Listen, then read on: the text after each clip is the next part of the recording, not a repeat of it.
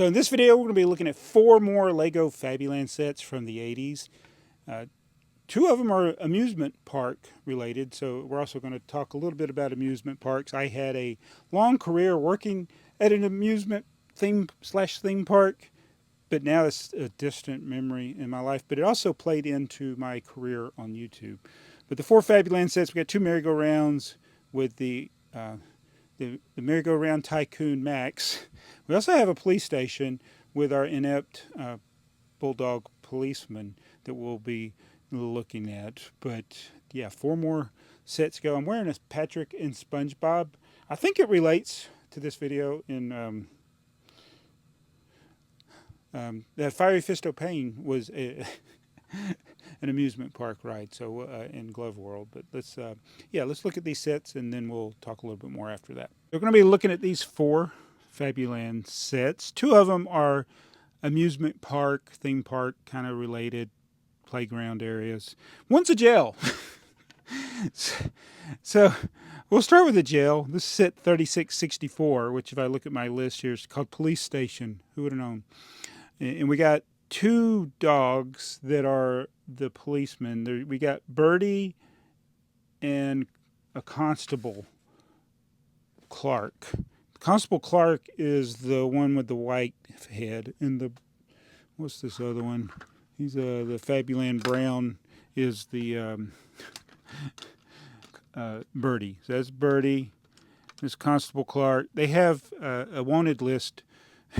These 2 tiles that show the crocodile and the raccoon on their wanted list. And in my scenario here, the crocodile and the raccoon are right next to them.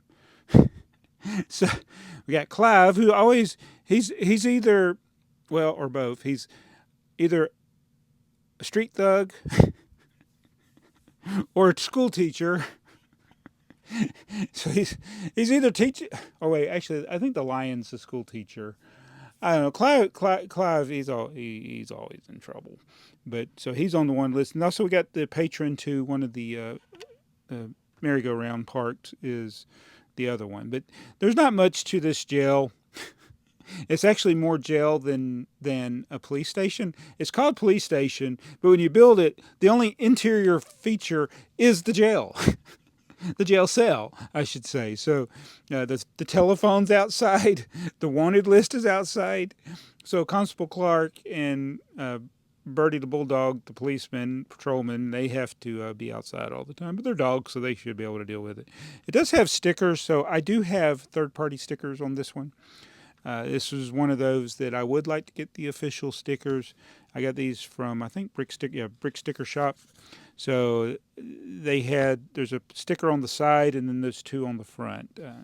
I did look through my stack of stuff. I usually buy random parts from things, and I did not have the official stickers. So these 3 stickers that are on my set are third party, but they look really good. These Brick Sticker Shop ones are, to me, they'd be hard to tell that they were not the original ones.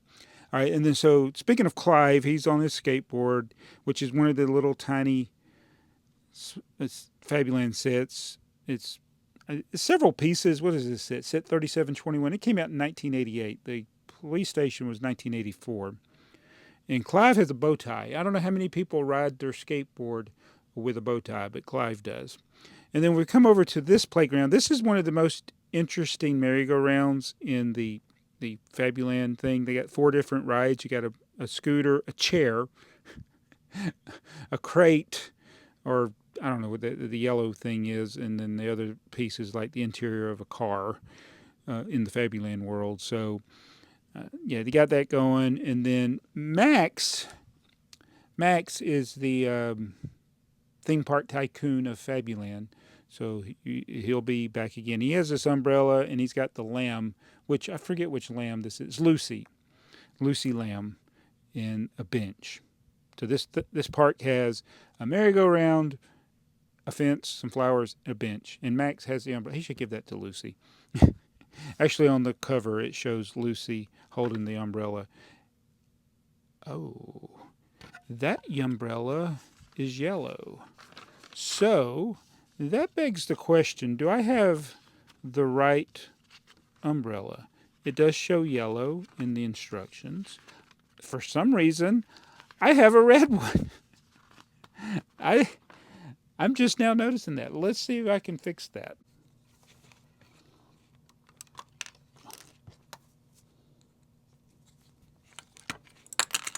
Whoops.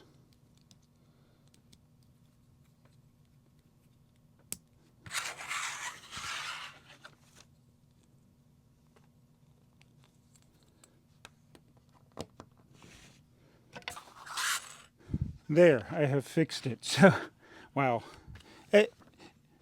I wonder how many of these sets I'm building wrong as I go through. I told myself when I started this series, looking at every Fabuland set, that I would try to be careful and make sure I have the correct things.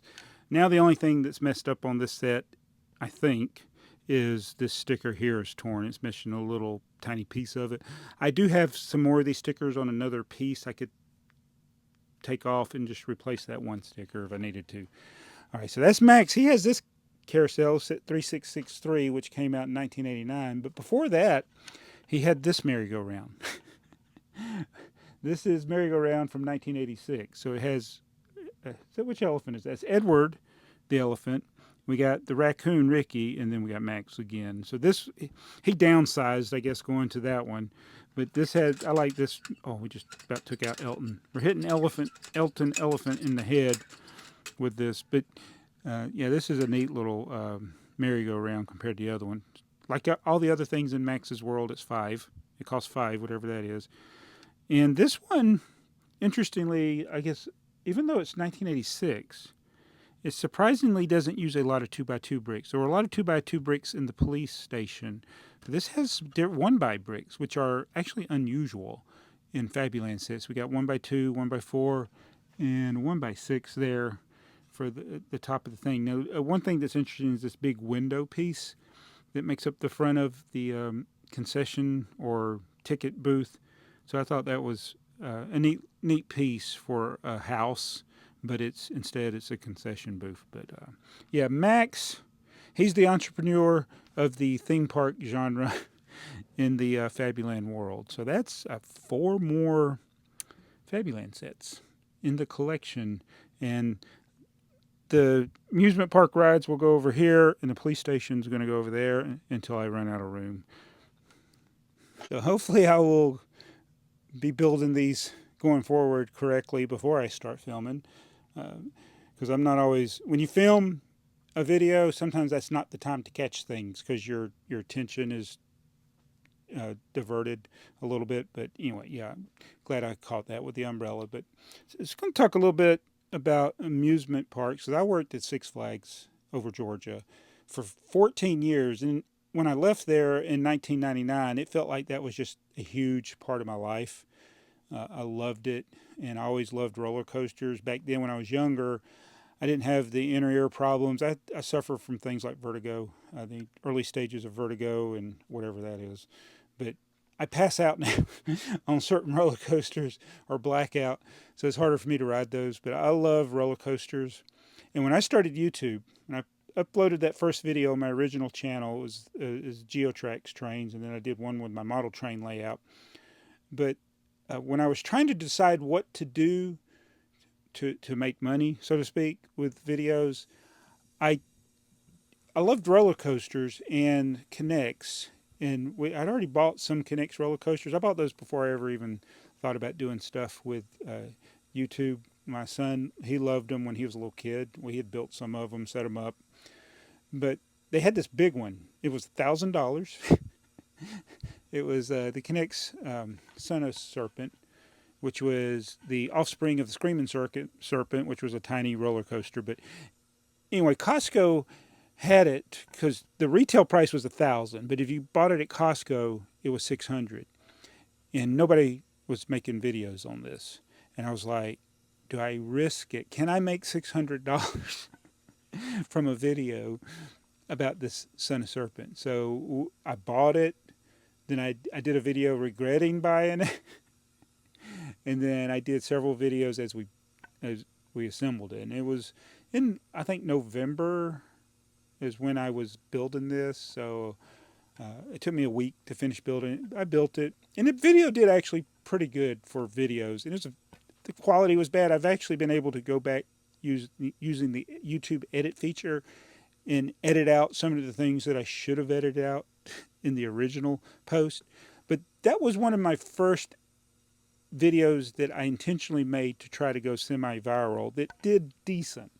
Didn't do as well as I would want, but I think if you take the combination of all the videos I made about the Connect Son of Serpent, it made my $600 back barely.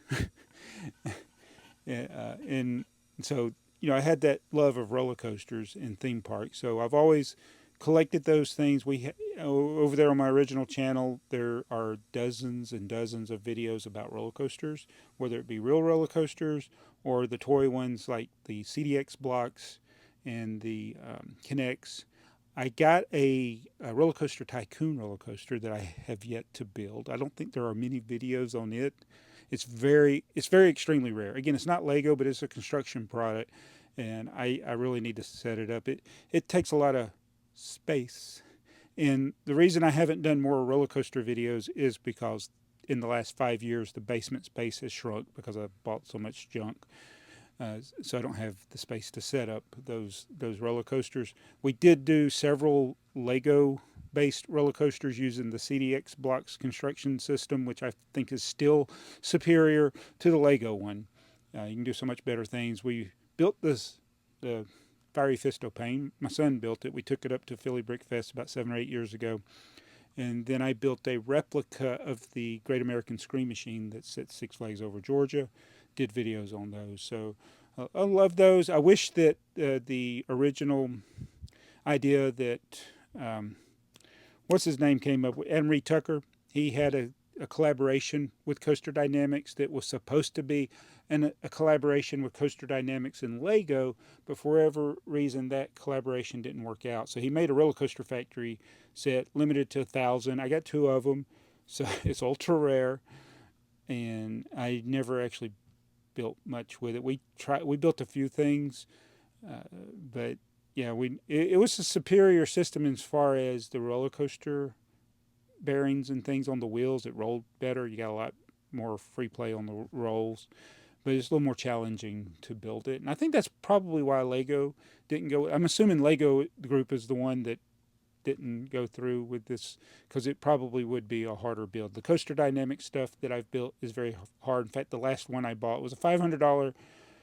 roller coaster, and I never got it to work. So I ended up taking it apart, and I'll try to rebuild it at another time when I have a perfectly level table to work on.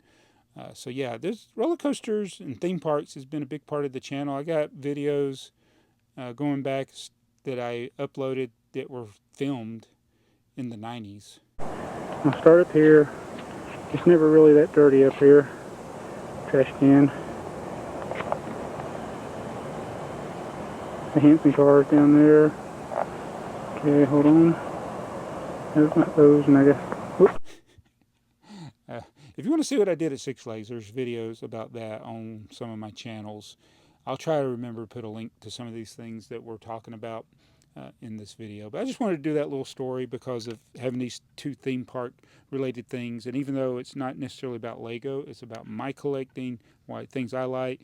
It might see why I have a different opinion of the Lego roller coasters than others. I have a different point of view on it because I've had a lot of experience building roller coasters from other toy companies, Kinects, CDX blocks, which is Coaster Dynamics, and then trying to think. Oh, there's some other ones.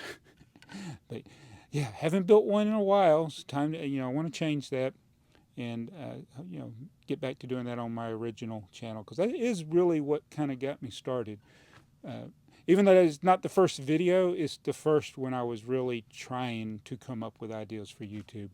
And that was been, 2011? Maybe it was 2012. Can't remember. It was a long time ago. But anyway, thanks for watching and listening to the rambling at the end of this video. If you did, be sure to like it.